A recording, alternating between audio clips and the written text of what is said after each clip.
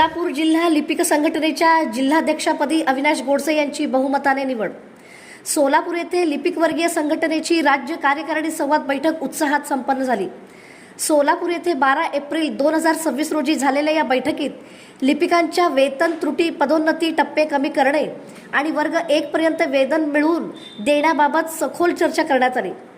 राज्याध्यक्ष सागर बाबर आणि कोषाध्यक्ष उमाकांत सूर्यवंशी यांच्या मार्गदर्शन करत लिपिकांनी तांत्रिक पदांऐवजी राज्य शासनातील लिपिकांशी तुलना करण्याची गरज अधोरेखित केली।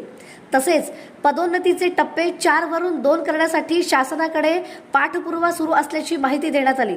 या बैठकीनंतर सोलापूर जिल्हा लिपिक संघटनेच्या जिल्हाध्यक्षपदी अविनाश गोडसे यांची बहुमताने निवड करण्यात आली।